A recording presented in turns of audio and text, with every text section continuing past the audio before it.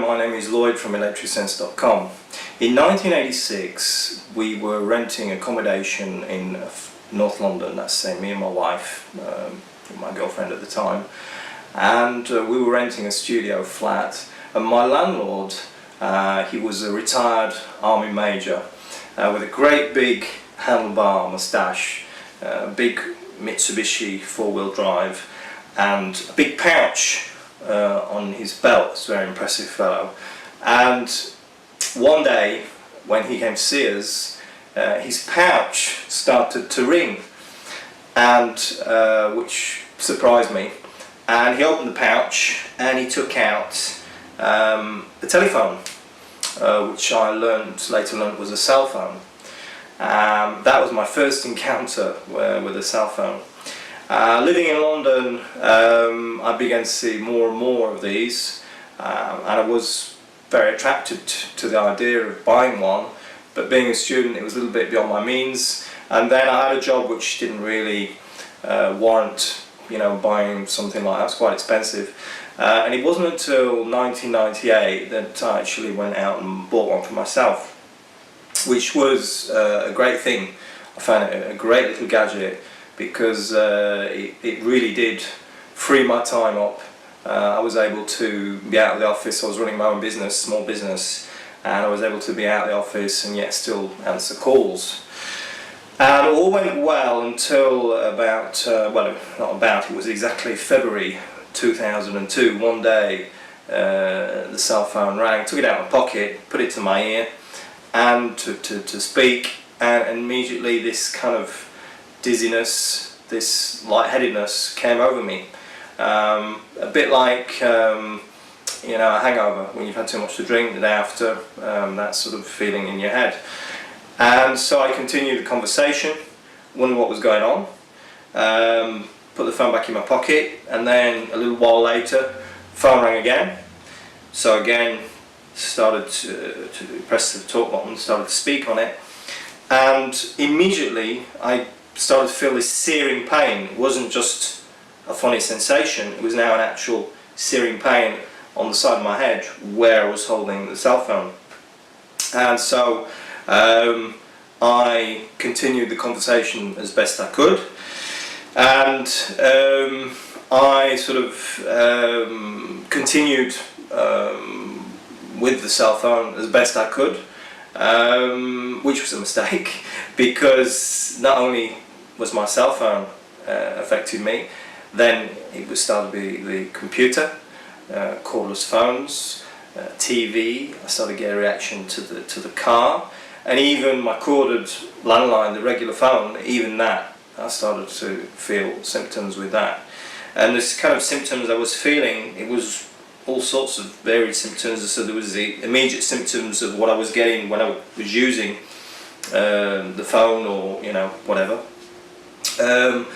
which was this lightheadedness, this hot head, or in the case of the computer, sort of a tingling feeling. And then there was sort of the more prolonged symptoms, which were prickly skin, which were unexplained joint and muscular pains, stomach problems, just generally feeling out of sorts, and this chronic fatigue, which no matter what I did, no matter how much I slept, I couldn't seem to recover.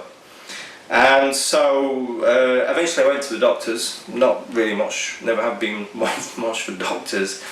Went to the doctors, and he prodded and poked, and he took my blood pressure and all the rest of it. And he said he couldn't find anything wrong with me. So he said it was stress, I should go away on holiday, and that would sort me out, I'd be fine. So I took his advice, went on holiday, came back, very first phone conversation I had with the cell phone, boom, pain came back again. So I went back to see him, and I went to see a series of doctors, specialists. I had brain scans, I had blood tests, I went to see neurologists, I went to see ear, nose and throat specialists, and nobody could find anything wrong with me.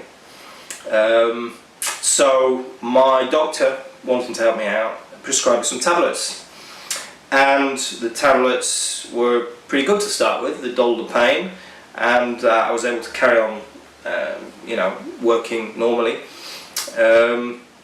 And then I began to, the fatigue became so great, and the side effects, which were massive weight gain, and there was lots of unpleasant effects. But I began to feel quite depressed with this whole thing, because, you know, it seemed to me as though either I carried on taking the tablets and, you know, pursuing my career, or I stopped the tablets and, you know, I had to give up the life I loved. So anyway, one day I rang my doctor's surgery to renew the prescription, and unfortunately the doctor wasn't there, my doctor, and so I made an appointment with his stand-in, and I went to see the stand-in, and I was expecting to get sympathy and consideration and reassurance as, you know, the previous my own doctor. And I remember he looked me in the eye and he said in no uncertain terms what I had was very serious. He renewed the prescription, but I came out of the surgery feeling as though I got the weight of the world on my shoulders. And I knew I had to do something, so I started reading everything I could on this subject, books, magazines, on the internet. Internet was difficult, but yeah. And I started going to see alternative health practitioners, acupuncturists and homeopaths and so on and so forth. And eventually I realised there was a thread to all this. There was a common thread to, you know, all that I was reading and all the people I was meeting, and this common thread was energy. And I began to study this. I began to study energy and my own energies and energy systems and how to deal with them. And obviously I studied EMFs, but I came to realise, when EMFs, electromagnetic fields, but I came to realise that EMFs weren't the explanation, you know, they weren't what was responsible for it. It didn't stop at EMFs. We couldn't blame EMFs on my condition. I realised that EMFs were triggering me, but I came to realise that it was much more than that. It was vast, it was huge. So I started on a course of, you know, all different kinds of treatments, and it was a total lifestyle change. I wouldn't say I'm the most unhealthy person in any case. You know, I'm not always, you know, I've never smoked, and I've always enjoyed good food, occasional drink, but nothing excessive. But yeah, this brought me into a whole new concept of healthy living, and it's bit by bit my lifestyle changed and my perception of healthy living changed, and I came to back to living normally, basically, as I am today. And that's why I'm speaking to you, because I've, you know, I can honestly say with my hand on my heart, 45 years old, that I feel pretty good. And that you know, I'm able to live a normal life, use a computer, use a telephone. I avoid cell phones, that's for sure. I'm careful with my EMFs, but EMF exposure. But I live, to all intents and purposes, a normal life.